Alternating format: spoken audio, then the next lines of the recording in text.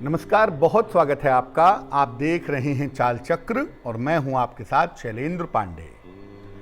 जीवन में एक चीज बड़ी अहम होती है जो जीवन में मिठास पैदा करती है, जीवन को मुश्किलों से बचाती है और कठिन समय में हाथ थाम लेती है। ये चीज होती है आपके जिंदगी के रिश्ते।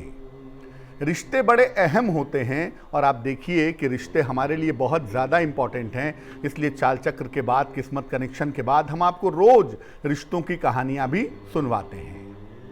ये रिश्ते ज्योतिष से भी गहराई से जुड़े हुए हैं। ये रिश्ते ज्योतिष के साथ भी गहराई से काम करते हैं। और अगर आप अपने रिश्तों को बचाते हैं, रिश्तों को संभालते हैं, तो आप अपने कुंडली के ग्रहों को अच्छा करते हैं और बेहतर करते हैं। कैसे? आज चाल चक्र में क्या खास है इस विषय पर, चलिए बताते हैं आपको।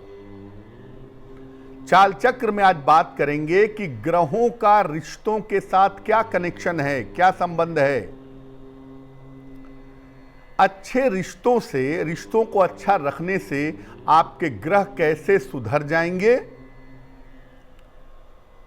कैसे अपने रिश्तों को सुधारें, कैसे रिश्तों से ग्रहों को सुधारें और कैसे ग्रहों से रिश्तों को दुरुस्त करें, आज इस महत्वपूर्ण विषय पर हम चर्चा करेंगे और बात भी करेंगे।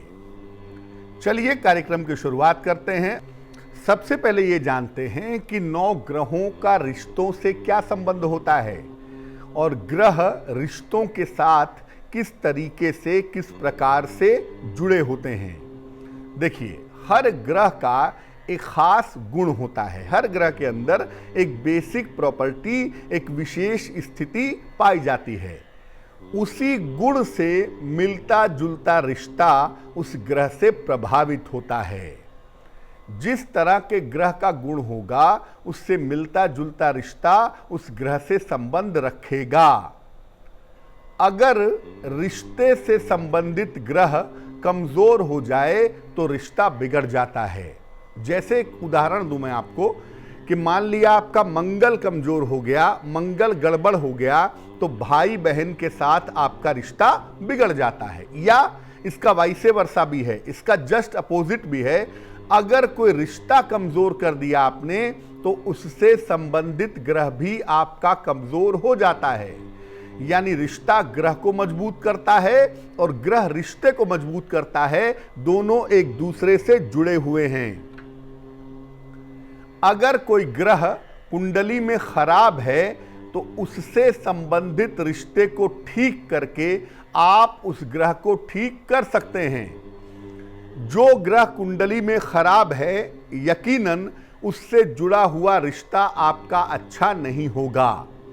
लेकिन अगर आप प्रयास करके, कोशिश करके, मेहनत करके उस रिश्ते को बेहतर कर लें, तो जिस ग्रह से जुड़ा हुआ वो रिश्ता है, वो ग्रह आपका बेहतर होता चला जाता है। सबसे पहला जो रिश्ता है वो है सूर्य का रिश्ता, और ये रिश्ता होता है पिता के साथ। सूर्य यानी पिता का रिश्ता। ज्योतिष में पिता का संबंध सूर्य से माना जाता है। ज्योतिष में पिता का मतलब सूर्य होता है। पिता का सम्मान करने से सूर्य निश्चित रूप से मजबूत होता है। अगर आप अपने पिता का सम्मान करते हैं, पिता के साथ संबंध बेहतर रखते हैं, तो आपका सूर्य निश्चित रूप से प्रबल होता है। रोज सुबह पिता के चरण स्पर्श करने चाहिए, डेली मॉर्निंग। और अगर आप अपने पिता के साथ नहीं रहते तो आप अपने पिता का स्मरण रोज सवेरे जरूर करें। अपने पिता की सेवा करें और पिता की देखभाल करें। अगर आपके पिता नहीं हैं तो सूर्य को रोज सवेरे जल दें और अपने पिता का स्मरण करें। ऐसा रोज करें। अब एक बड़ी काम की बात आपको बताऊं कि आप लोगों को ऐसा लगता है कि केवल पितृपक्ष में ही पितरों को जल दिया जाता है। नहीं, परंपरा ये कहती है कि पितरों को रोज जल देना चाहिए। सूर्य को जब आप जल देते हैं रोज, उस समय अपने पूर्वजों को, अपने पितरों को रोज स्मरण करना चाहिए।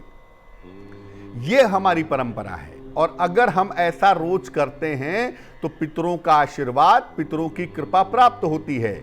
और सामान्यतः सूर्य को अगर आप जल चढ़ाते हैं और पिता की प्रार्थना करते हैं, पिता को स्मरण करते हैं, तो निश्चित रूप से आपका पिता वाला फैक्टर अच्छा होता है। और पिता वाला फैक्टर अगर अच्छा होता है तो इससे सूर्य ऑटोमेटिकली अपने आप बेहतर होता चला जाता है।